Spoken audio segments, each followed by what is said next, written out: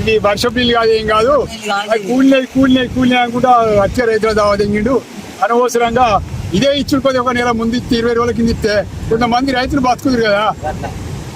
నువ్వు ఎందుకు దద్దమ్మా, నువ్వు గెలిచేందుకు నీకు అత్తరు చేయబట్టి కేసీఆర్ గారు గుడ్డ పెట్టిండు, తన నీరిడ్చి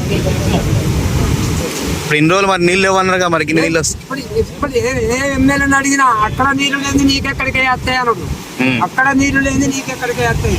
పోషంపాడు సర్వే వెళ్ళిపోయింది, గోదావరి వెళ్ళిపోయింది, దానికి తాగడానికే లేవు అని ఇక్కడ ఎమ్మెల్యేలు మాట్లాడు. కాంగ్రెస్ ఎమ్మెల్యేలు ఎట్లా వచ్చినాయి, తెలిపి వచ్చినాయి, ఊరిపోయి ఉన్నారు.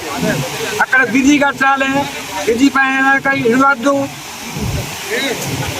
ఉన్నది ఎప్పుడైనా వచ్చి చూస్తే తెలుస్తుంది ఈ రేవంత్ రెడ్డి గారికి. కానీ తెలియకుండా ఇష్టం వచ్చినట్టు కేసీఆర్ గారిని బదనాం చేయాలని ఇవాళ కేసీఆర్ గారి మీద అనేక రకాలైనటువంటి ఆరోపణలు చేసి, అసత్యపు ఆరోపణలు చేసి ఆయనని ఇవాళ అనేక నిందలు మోపే ఒక ప్రయత్నం ఇవాళ కేసీఆర్ గారి మీద ఎన్ని చేసిర్రో ఇవాళ ఆకాశం మీద ఉంచితే ఎట్లయితే ముఖం మీద పడుతుందో ఇవాళ రేవంత్ రెడ్డి దాని ముఖం మీద కూడా పడ్డట్టుగా ఇవాళ గోదావరి నీళ్లు తన్నుకొని మళ్ళీ రైతాంగానికి వస్తున్నటువంటి సందర్భంలో నిజంగా చేతులెత్తి ఆనాడు మరి ఎంత పెద్ద ప్రయత్నం చేసినటువంటి కేసీఆర్ గారికి ప్రత్యేక ధన్యవాదాలు చేస్తా ఉన్నాం. నాగేశ్వరరావు ఏమో నీళ్లు రావు, వరి మాత్రం వేయద్దు, దమన వర్షాల మీద ఆధారపడి వర్షాలు బాగుపడ్డాయని మీరు తప్పిపోయి మరి వరి గిట వేస్తే మరి నీళ్ళు ఇచ్చే పరిస్థితే ఉండదనేది ఇలా తుమ్మల నాగేశ్వరరావు అంటారు. అంతేకాకుండా ఉత్తమ్ కుమార్ రెడ్డి ఏం చెప్తాడు, ఎన్డీఎస్ఏ రిపోర్ట్ రావాలి, ఎన్డీఎస్సీకి మళ్ళీ లేఖ రాయండి, మరి ఎన్డీఎస్ఏ రిపోర్ట్ వస్తేనే నీళ్లు విడుదల చేసే అవకాశం ఉంటుందని ఉత్తమ్ కుమార్ రెడ్డి మాట్లాడతాడు.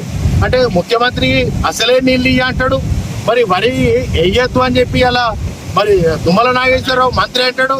ఇవాళ ఎన్డీఎస్ఏ రిపోర్ట్ వస్తేనే మరి నీళ్ళు ఇచ్చే అవకాశం ఉంటుందని ఉత్తమ్, అంటే మా ముఖ్యమంత్రిది ఒక మాట, మరి వ్యవసాయ శాఖ మంత్రిది ఒక మాట, మరి అదే విధంగా నీళ్ళ శాఖ మంత్రిది ఒక మాట. మరి ఎవరి మాట ప్రజలు ఇక్కడ తెలంగాణ రైతాంగం నమ్మాల్సినటువంటి పరిస్థితి ఉందో. ఎన్డీఎస్ఏ ఒకటే చెప్పింది, ఎన్డీఎస్ఏ మీద నెపం పెట్టి తెలంగాణ రైతాంగాన్ని ఇవాళ మోసం చేసే ప్రయత్నం కాంగ్రెస్ ప్రభుత్వం చేసింది. ఎన్డీఎస్ఏ ఏం చెప్పింది, బారాజులదే మాదే బాధ్యత, కేవలం బారాజుల బాధ్యత మాది మాత్రమే, కానీ ఇవాళ ప్రాజెక్టులు నడుపుకునేటువంటి బాధ్యత, నీళ్ళు ఇచ్చే బాధ్యత ప్రభుత్వం, ఆ రాష్ట్ర ప్రభుత్వం బాధ్యత ఉంటుందని ఎన్డీఎస్ఏ పూర్తి రిపోర్ట్ ఇచ్చింది. ఇవాళ ఎన్డీఎస్ఏ రిపోర్ట్ ఇచ్చిన తర్వాత కూడా కళ్ళు తెరవని మరి దత్తమ్మ ప్రభుత్వం, ఇలా రైతు వ్యతిరేక ప్రభుత్వం ఇలా ఈ తెలంగాణ రాష్ట్రంలో నడుస్తున్న నేపథ్యంలో మేము ఎప్పుడే చెప్తా ఉన్నాం, ఎట్టి పరిస్థితుల్లో ఎలినియో లాంటి కరువు వస్తే ఇలా ఒక్కరోజు వర్షం పడ్డదని కాదు, ఇలా ఒక్కరోజు వర్షం పడ్డది కాదు, ఆడ కన్నెపల్లి పంపులను విడుదల చేస్తే 365 ఎప్పుడైనా మనం నీళ్ళు ఇచ్చే అవకాశం ఉన్నది. ఆడ కుండ బిందెల నీళ్ళు ఉన్నట్టు ఎప్పుడు మనం గ్లాసు నింపుకొని మరి వీళ్ళకి ఇచ్చినట్టుగా మనం ఇచ్చే అవకాశం ఉన్నా కూడా ఇవ్వకుండా ఇన్ని రోజులు మరి రైతాంగాన్ని ఇబ్బంది పెట్టినటువంటి పరిస్థితి జరిగింది. అంతేకాకుండా నారుమడులు ఎండిపోయినాయి.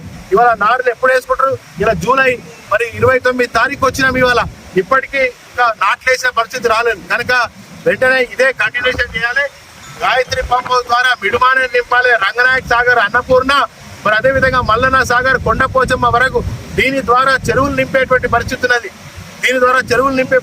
ఓటీలు ఉన్నాయి కనుక ప్రతి చెరువు, ప్రతి రిజర్వాయర్ను నింపాలని చెప్పి కాంగ్రెస్ ప్రభుత్వాన్ని డిమాండ్ చేస్తా ఉన్నది.